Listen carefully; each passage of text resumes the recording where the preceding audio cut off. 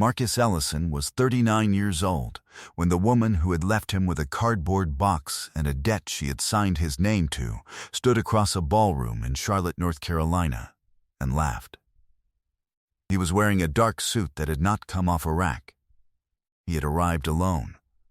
He had parked his own car.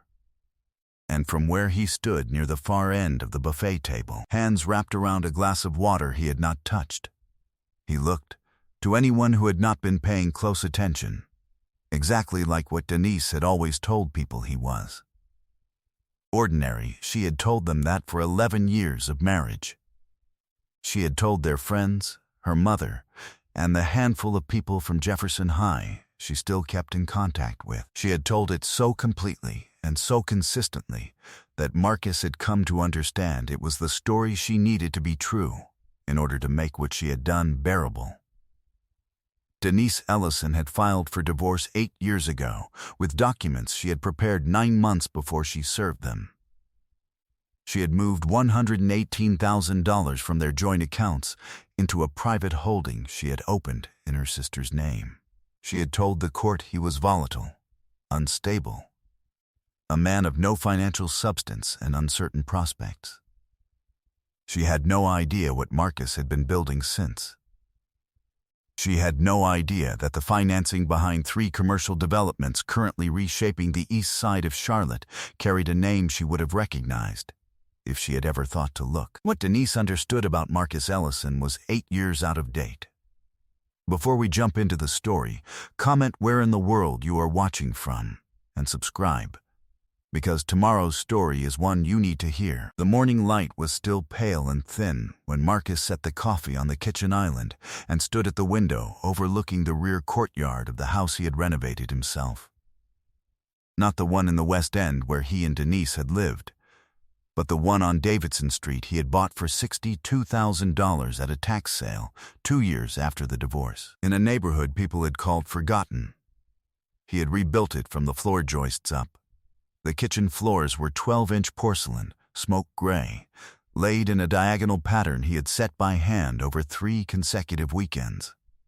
The rear wall was glass, floor to ceiling, opening onto the courtyard where he had planted a Japanese maple that was now 6 feet tall and burning red in the October light. He had laid the courtyard stone himself, piece by piece, one Saturday afternoon with his Uncle Raymond standing nearby, drinking sweet tea and not saying much of anything. That was the way Raymond helped, with presence rather than instruction, and Marcus had never forgotten the value of that. His grandfather had told him once, "You can tell a man's character by what he builds when nobody's watching." Marcus had been 19 when he heard it, sitting in his grandfather's garage in Greensboro while the old man refinished a cabinet that nobody had asked him to refinish. He had been dead 6 years now, and Marcus still heard that sentence at least once a week. He was a structural engineer, not a junior associate, not anymore, and not for quite some time. He dressed the same as he always had. He drove a used Camry he maintained carefully. He did not discuss money in environments where money became performance.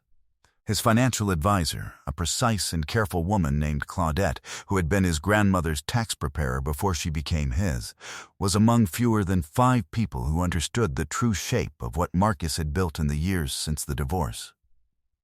Denise had never been curious about his work. He understood that now as a sign, though at the time he had mistaken her incuriosity for ease. She had been beautiful and quick and sharp, and she had pursued him with an intensity he had read as love. They met in the parking lot of a Home Depot in 2006. She had asked him to help load a cabinet into her SUV, then asked for his number with the ease of someone who rarely heard no. He gave it, half surprised, fully flattered. She called the next morning. He had thought about that parking lot many times since. The way she had looked at him, he understood now it had been inventory. She had been reading what he was, and what he might be useful for, before he had even thought to introduce himself properly. The reunion invitation had arrived 6 weeks before the event. Jefferson High, class of 2004. 20-year reunion. The Marriott downtown. Marcus had looked at the email for a long moment. Then he had registered. He had not told anyone he was going. His former teammate Darren, who now ran a barber shop 3 miles from their old school, had texted him a photo of the physical invitation card with the message, "You going?" Word is Denise is on the planning committee. Marcus set his phone face down and finished his coffee. He went back to the project plans on his desk. The largest of his 3 active developments, a mixed-use complex on a former industrial parcel in East Charlotte, was entering its final financing close. He had a meeting with his capital partners on Thursday. The conversation would be brief, because the numbers were clean, and because Marcus had learned long ago that the most effective presentations left no room for interpretation.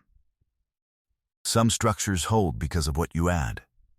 Some hold because of what you leave out.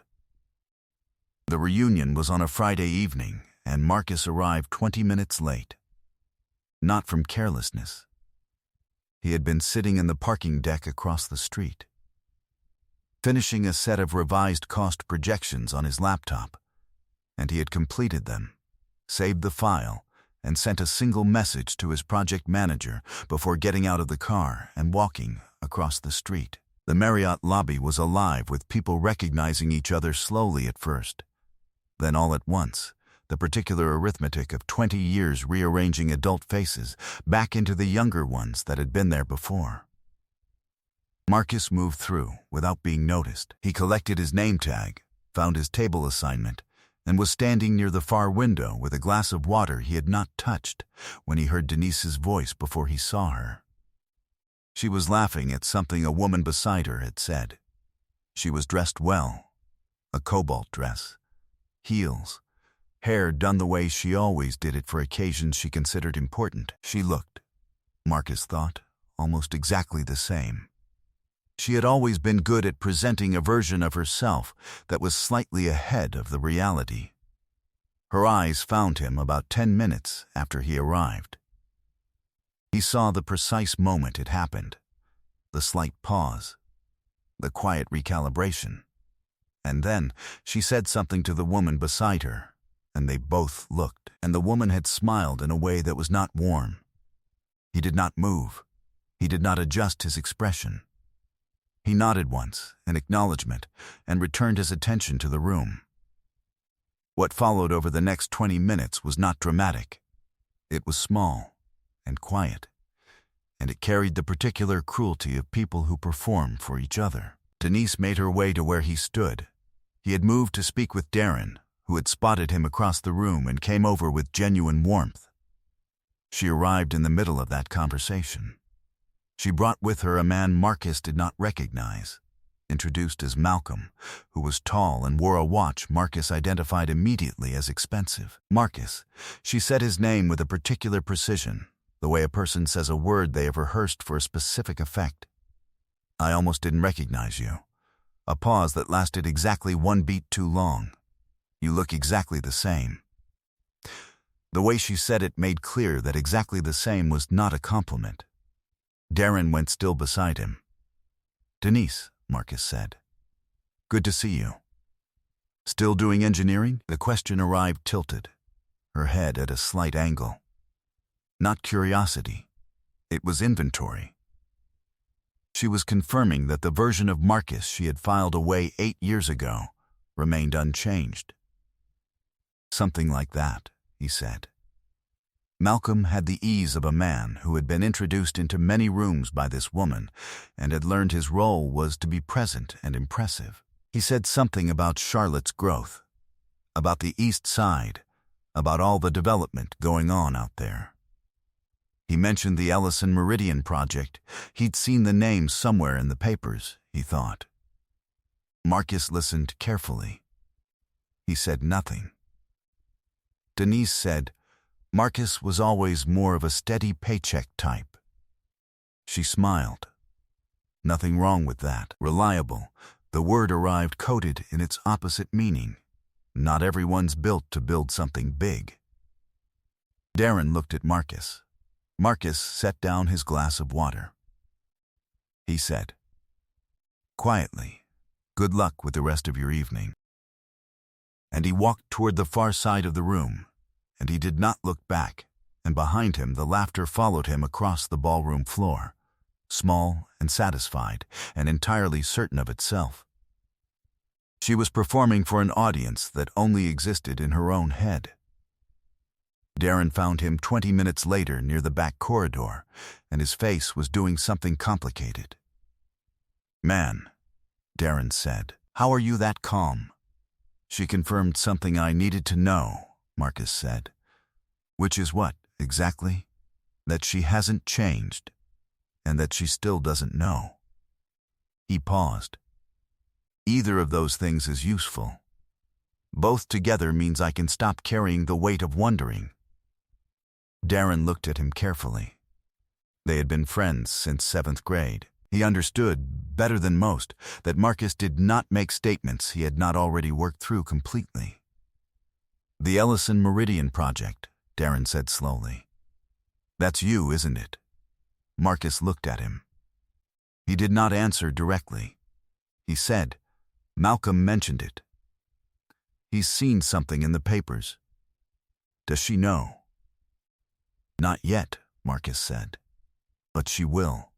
What Marcus had not mentioned to Denise, what he had not announced to anyone in that room, and what he would not have needed to say even if he had wanted to, because the announcement had already run in the Charlotte Business Journal 11 days before the reunion, was this.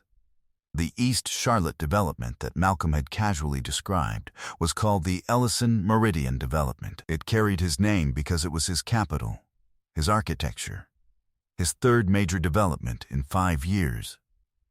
The first two had returned 17% and 22% to their investor pools respectively. The third had been oversubscribed in 48 hours. Marcus had not come to the reunion to announce any of this. He had come because 8 years is a long time to carry the accumulated weight of someone's contempt, and because he had wanted once to stand in a room where Denise was entirely certain she held the advantage, and to understand with finality how little that certainty had ever had to do with him. He had what he needed. His phone had lit up 3 times during the conversation with Denise and Malcolm. He checked it now by the rear corridor window. 2 messages from Claudette, the capital close on the 3rd tranche confirmed, and a final settled figure that had moved into his accounts that afternoon without ceremony. The 3rd was from his project manager, groundbreaking date confirmed for the 2nd week of March. He read them. He put the phone back in his pocket. He found Darren, said a proper goodbye, shook 2 or 3 other hands, and left before the evening program began. In the parking deck, he sat in the Camry for a moment. The city was lit below him. He thought about his grandfather's garage in Greensboro. He thought about the maple tree in the courtyard at home burning red in the October light. He thought about the way Denise had said reliable, with that precise, familiar contempt, and he recognized that it had no more weight than paper. He drove home. Real power operated in quiet rooms. He had not arrived here by accident, and the story of how he had was not dramatic in the way that stories are supposed to be. It was a sequence of decisions made quietly over 8 years, in offices and on job sites in early mornings before anyone else arrived. When the divorce was finalized, when the judge had reviewed the documents Denise's attorney had prepared and signed off on a settlement that left Marcus with his tools, his truck, a set of credit cards in his own name, and the legal determination that the marriage had produced no substantial marital assets, Marcus had done one thing. He had called Claudette. Not to complain, not to grieve, to plan. She was 61 then, small and deliberate behind her desk, and she had looked at his finances the way she always looked at numbers. The flat, unfrightened attention of someone reading an X-ray. She told him where he was. She told him what the divorce had taken. And then she said, You have one structural advantage. She didn't take what she couldn't see. What Denise could not see, because she had never looked, was the accumulating value of his professional reputation. He was a licensed structural engineer with 9 years of experience, a clean professional record, and the respect of 3 of the largest commercial contractors in the Charlotte region. He had no savings. But he had something Denise had never thought to assess, because she had never thought of it as something that could be taken. He took the first project on contingency. A small commercial building in Noda with a contractor he had worked with for years, a man named Gil, careful and methodical, who had told Marcus plainly, "I don't have enough in the budget to pay your standard rate up front, but if this building delivers clean, I'll make it right, and I'll put your name to the next 3. Marcus reviewed every number himself. He walked the site every morning at 6 before Gil's crew arrived, checking subgrade work, marking anchor bolt placements, verifying the steel delivery tickets against the structural drawings. Nothing passed through that site he did not personally account for. He delivered the building on schedule and under budget, took his fee, and put half of it back into the next project. That was the beginning. It was not fast. It was not exciting.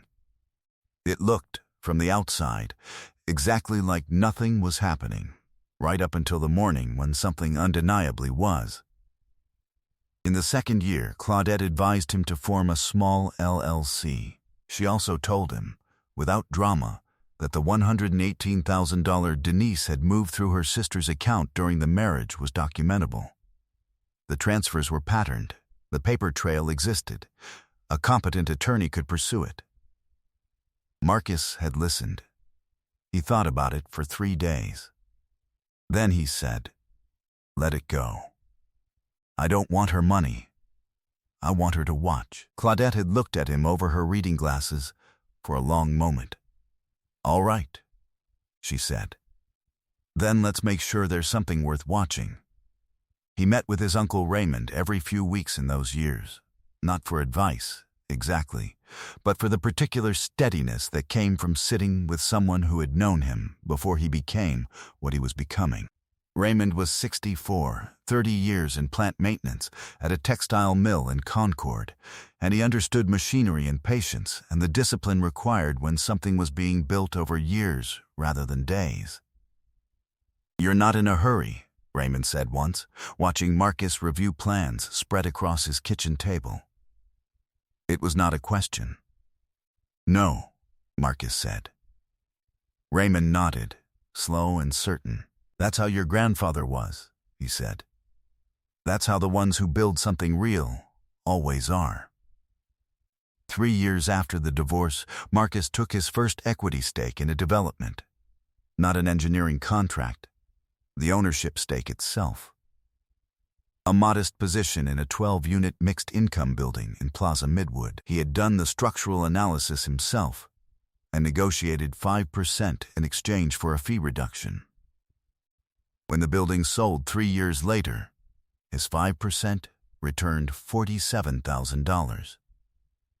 He put it back into the next thing.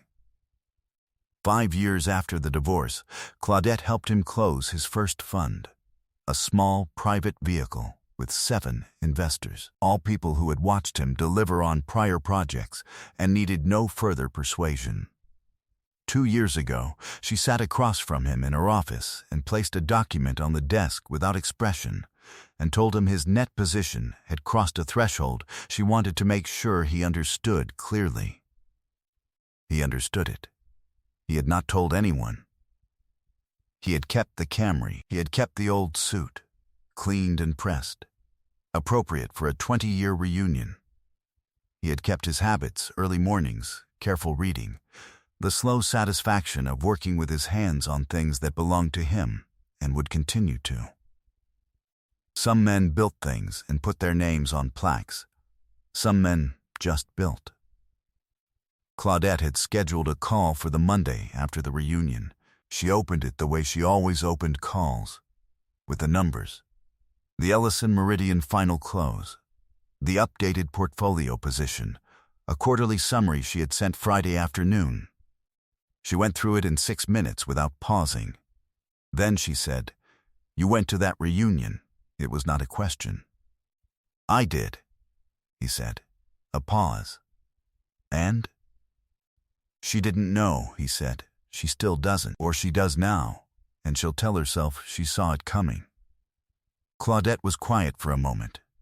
When she spoke, it was something she had said to him once before, years ago, and Marcus had written it in the small notebook on his desk. "The interesting thing about underestimating a man," she said, "is that the man keeps going either way. The cost belongs entirely to the other person." He wrote it down again. 3 days after that call, the Charlotte Business Journal ran a full profile. Not the announcement that had run 11 days before the reunion, but a follow-up feature tracing the development of the Ellison Meridian project and the background of the man who had financed it. Marcus had given the interview reluctantly. He had not mentioned Denise. He would not have done so under any circumstance. He did not need to. The profile described the projects, the returns, the portfolio structure, the path from a single contingency contract and an empty bank account to what the project now represented. It was the kind of article that would reach anyone in Charlotte who read a business section. It would reach anyone who might have been at a reunion 3 weeks earlier, laughing across a buffet table at a man they had already decided was small. Darren texted him the morning it ran, "My whole barbershop is talking about this. You're not even surprised, are you?" Marcus replied, "I built a thing. It turned out to be a big thing. You drove a Camry to your own net worth announcement." "I drove a Camry because I liked the car." He put the phone down and went back to the plans for the spring groundbreaking. Preparation is the work. 14 months after the reunion, Marcus was on the rear terrace of the Davidson Street house, and the Japanese maple was bare for winter, its branches thin and certain against the gray November sky, and the morning was cold and still and deeply blue. He was drinking coffee with a woman named Renee. She was a project manager for a nonprofit that developed affordable housing in underserved communities, work that lived at the intersection of purpose and precision. And that was how he had recognized her almost immediately at a planning commission meeting 4 months before. She had asked him a sequence of exact questions about cost basis and permitting timelines and zoning variance windows, and he had answered them carefully. And afterward she had not asked for anything else, and he had thought about that for 3 days before he asked Darren for her contact information. She was sitting across from him now, both hands around her mug, looking out at the bare courtyard without saying anything. He liked that about her. She did not perform the morning. He had heard, through Darren and then through no one because he had stopped asking, what had become of Denise in the 8 years since the divorce and the years since the reunion. She was in property management now, the administrative side, a firm in the Ballantine corridor. She was in Gastonia. The cobalt dress and the confident laugh and the man with the expensive watch were receding behind her. And the version of the reunion evening she had described to people, in which Marcus had stood near the buffet looking small and steady and safely irrelevant, had been revised quietly and completely by anyone who had subsequently read a newspaper. Her mother had stopped returning her calls, according to a mutual acquaintance of Darren's. The social cost had not been loud. It rarely was. It had simply settled, like sediment, until there was not much left of the surface she had maintained. Marcus did not think about her often. When he did, it was not with satisfaction. It was more like the feeling of having completed a load calculation correctly, a quiet rightness, the recognition that the numbers had held and the structure was sound. Bitterness required ongoing emotional investment in people who no longer deserved it. He had never had that kind of time to waste. "You're quiet this morning," Renee said. "Thinking," he said. "About the Meridian?" "No," he said. "Something my grandfather told me once." She waited. She had learned in 4 months that Marcus did not offer things before they were ready, and that waiting was always worth doing. He said, "You can tell a man's character by what he builds when nobody's watching." She considered this. The morning held still around them. Were people watching? She said. Marcus looked at the maple. Its bare branches held the cold light with the same patience they held the red leaves in October and the new green in April. The same patience they would hold next spring, and the one after that, and every one after that. Because he had put it in the right soil and given it enough room, and not asked it to grow any faster than it was going to grow. He had pressed it into the ground himself 4 years ago, a sapling barely 18 inches tall. Now it cleared the courtyard wall. Some thought they were, he said. They were looking at the wrong thing. She nodded once and did not press further, because she was the kind of person who understood that some answers are complete as they are. He lifted his mug. The coffee had gone lukewarm, and he drank it anyway, because the morning was what it was, and what it was enough. The city was waking up beyond the courtyard wall, slow and indifferent and full of things being built and things being finished, and things that were only just beginning to take a recognizable shape. He could hear it, faintly, the hum of trucks on the connector, a crane beginning its day somewhere east of him, the patient machinery of a city in the process of becoming something it had not quite been before. He knew that sound. He had helped make it. He was free. He was solvent. He was unbothered. I hope you enjoyed that one. Be sure to like the video and subscribe so you don't miss the next story. I've picked out 2 more for you that I think you'll really like.